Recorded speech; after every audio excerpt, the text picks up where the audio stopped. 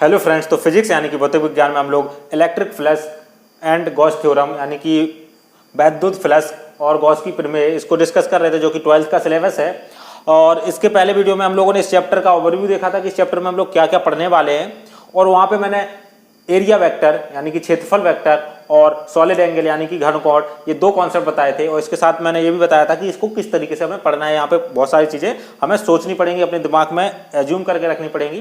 तो यहाँ पे क्षेत्रफल वेक्टर को मैं एक बार रिवाइज करा देता हूँ, क्योंकि वो बहुत ज़्यादा जरूरी है। तो क्षेत्रफल वेक्टर अगर आपको डिटेल में पढ़ना है तो आप प्रीवियस वीडियो को देख सकते हैं। यहाँ पे मैं क्षेत्रफल वेक्टर को सिंपली बता देता हूँ कि क्षेत्रफल वेक्टर बेसिकली क्या होता है। जब भी किसी भी बॉडी का किसी भी तरह की बॉडी हो, उसका कोई क्षेत्रफल अगर हम ले लेते हैं तो उसका क्षेत्रफल उसके परपेंडिकुलर बाहर की ओर होता है। परपेंडिकुलर का मतलब, जैसे मैंने आपको ये एग्जांपल दिया था इस मग का, या फिर कोई भी एक पॉइंट मान लेते हैं ये एरिया है, तो इसका जो एरिया वेक्टर होगा इसकी ओर बाहर की ओर होगा। इस तरीके से मैं इसको ऐसे दिखा देता हूँ, इसको ये इस तरह से बाहर की ओर होगा, इस पे परपेंडिकुलर होगा। तो यहाँ पे एरिया वेक्टर इसको हम लोग रिप्रेजेंट करते हैं डीए से, है ना।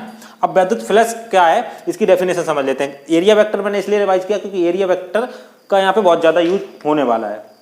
तो अगर हम लोग वैद्युत फ्लक्स की बात करें तो हमें पता है वैद्युत क्षेत्र होता है, उसकी वैद्युत बल रेखा होती है। वैद्युत क्षेत्र की वैद्युत बल रेखा होती है इस तरह से, जो प्लस से बाहर की ओर जाती है, माइनस के अंदर की ओर। ये हम लोग पहले चैप्टर में पढ़ चुके हैं। अगर कोई प्लस आवेश है Q तो उससे बाहर की ओर जाएंगी चारों ओर, और अगर माइनस आवेश है कोई तो उसमें अंदर की ओर आएगी चारों ओर से, है ना। तो मैं चारों ओर तरफ नहीं बना रहा हूँ। तो अगर हमारे पास ये वैद्युत बल रेखाएं हैं और यहाँ पे हम कोई काल्पनिक पृष्ठ माने, अभी मैं डेफिनेशन आपको बताऊंगा, लेकिन उसके पहले इसको समझिए ताकि आपको डेफिनेशन याद ना करना।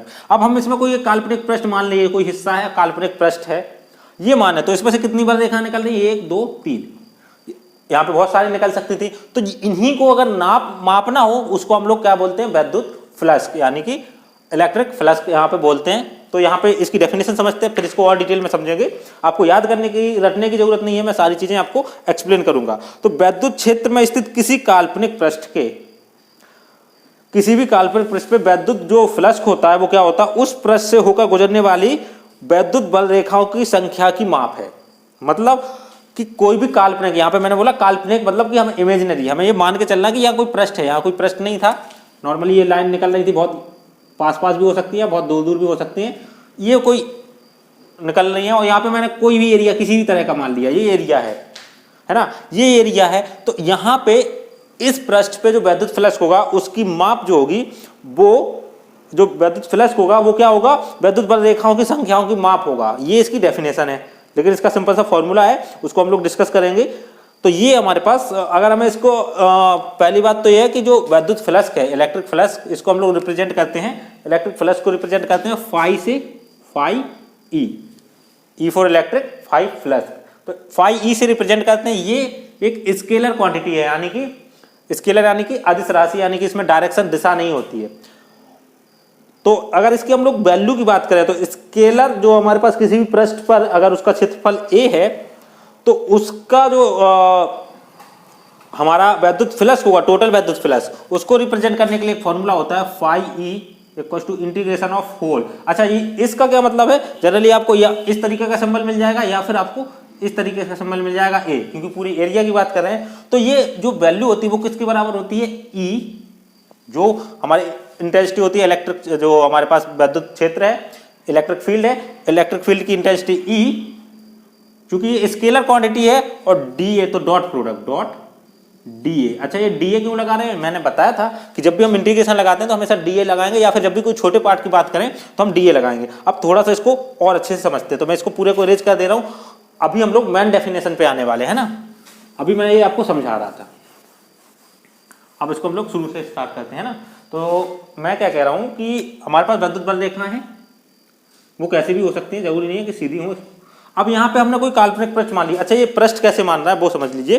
पृष्ठ ऐसे मानना है जैसे ये हमारा ये पृष्ठ है, या पूरा का पूरा। अब ये वैद्युत बल रेखा जाए तो ये इसके अंदर से गुजर के बाहर निकलेंगी। ये अंदर से जो गुजर रही हैं, इसके अंदर जो जा रही हैं वो है, यानी कि हम यहाँ पे एक कोई एरिया मान लेते हैं, ये कोई एरिया है। अब वो किसी भी तरीका का हो सकता है, गोला हो, चौकोर हो, रेक्टेंगल हो, कैसे भी हो। अब यहाँ पे मान लीजिए एक छोटा सा एरिया ले लेते हैं, इतना छोटा। तो ये जो होगा वेक्टर इस तरफ को होगा डी ए, है ना, डी ए वेक्टर होगा। और वैद्युत बल रेखा इस तरफ को जा रही है ना, वैद्युत बल रेखा सीधी जा रही है, तो इनके बीच में कोई एंगल बनेगा थीटा। तो यहाँ पे हमारे पास अगर हम लोग बात करें फाई ई, तो पहले तो इसकी डेफिनेशन क्या है, वैद्युत क्षेत्र में स्थित किसी काल्पनिक पृष्ठ पर वैद्युत फ्लक्स उस पृष्ठ से होकर गुजरने वाली वैद्युत बल रेखाओं की संख्या की माप है। ये तो डेफिनेशन आपको लिखनी है अगर आपको याद रहती है तो, अदरवाइज आपको ये डायग्राम बनाना होता है, आपको डेफिनेशन बहुत ज्यादा रखनी नहीं है, आपको ये डायग्राम बनाना है और सिंपल सा फॉर्मूला लिखना है, फाई ई इक्वल टू 1 या 2 नंबर में आएगा ज्यादा से ज्यादा अगर ये आता है तो, phi equal to integration of, आप यहाँ पे चाहे ये वाला सिंबल लगा दें, इसका मतलब होता है पूरे का इंटीग्रेशन, होल इंटीग्रेशन, या फिर आप ये वाला यहाँ पे ए लिख दें, इसका मतलब होता है पूरे एरिया का integration, E dot D A, है ना। और अगर आप इंटीग्रेशन हटा देते हैं तो फाई इक्वल टू हो जाता है, देखिए इंटीग्रेशन हटाएंगे तो डी हट जाएगा, तो ये हो जाएगा पूरे एरिया के लिए ई डॉट डी ए। ये हमारे पास फॉर्मूला बन जाता है इलेक्ट्रिक फ्लक्स का।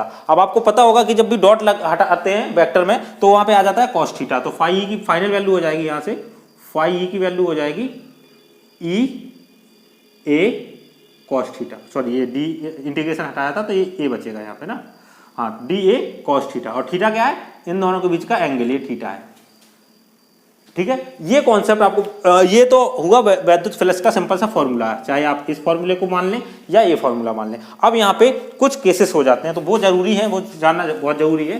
अब जैसे मैंने ये बताया काल्पनिक पृष्ठ है, तो ये हमारे पास फॉर्मूले हो गए, मैं फॉर्मूला लिखा रहने दे रहा हूँ, और बाकी मैं डिफरेंट केसेस की बात करता हूँ। पहला केस हमारे पास ये जा रही है वैद्युत बल रेखा, है ना, ये जा रही है वैद्युत बल रेखा है, और हमने कोई भी पृष्ठ मान लिया, चौकोर मान लिया या कैसा भी पृष्ठ मान लिया, इस तरीके का कोई पृष्ठ है ये, है ना, जिसका एरिया कितना है ए और इसकी इंटेंसिटी कितनी है ई, हमें पता है कि वैद्युत क्षेत्र की तीव्रता कितनी दी हुई है और इसका एरिया कितना दिया है। इस केस में क्या होगा, डी ए, देखिए अब ये ऐसे समझिए कि एक कोई पेज है, वो वैद्युत बल रेखा सीधी जा रही है, उसको काट रहा है सीधे सीधे, मतलब कि ये मान लीजिए ये है, ये बल रेखा है, देखिए इसके अंदर से ऐसे जा रही है सीधे सीधे, तो इस केस में ये क्या होगा, इसके अंदर डी ए इस तरफ होगा, यानी कि ए इस तरफ होगा और ई भी इस तरफ होगा, इनके बीच में कोण कितना है 0, तो फाई कितना हो जाएगा, phi equal to E A cos 0, यानी कि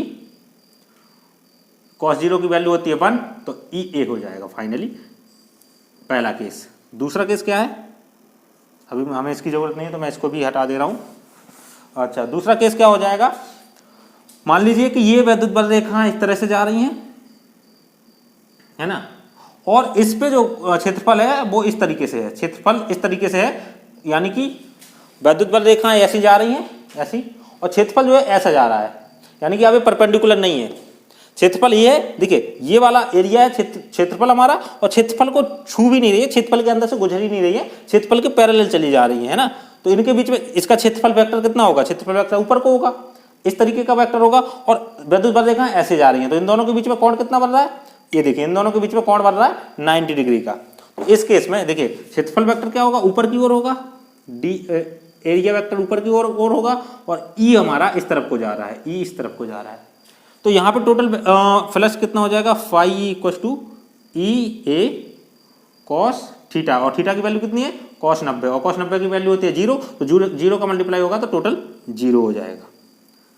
तो हमारा टोटल फाई ई का फॉर्मूला है ई ए कॉस थीटा, लेकिन अगर एंगल दिया है तो नॉर्मली ये फॉर्मूला लगाएंगे, अगर हमें दिया है कि भाई उसी डायरेक्शन उसके परपेंडिकुलर है, या जो आपका काल्पनिक पृष्ठ है यानी कि इमेजिनरी जो सरफेस है वो उसके परपेंडिकुलर है, तो दोनों एक ही डायरेक्शन में हो जाएंगे, तो इस केस में 0 को एंगल बनेगा तो डी ए हो जाएगा। अब देखिए परपेंडिकुलर ये पृष्ठ है और पृष्ठ के परपेंडिकुलर होगा एरिया वेक्टर, इस केस में क्या है एरिया वेक्टर उसी डायरेक्शन में होगा, लेकिन इस केस में क्या है एरिया वेक्टर ऊपर को होगा जबकि इलेक्ट्रिक फील्ड इस तरफ को जा रही है।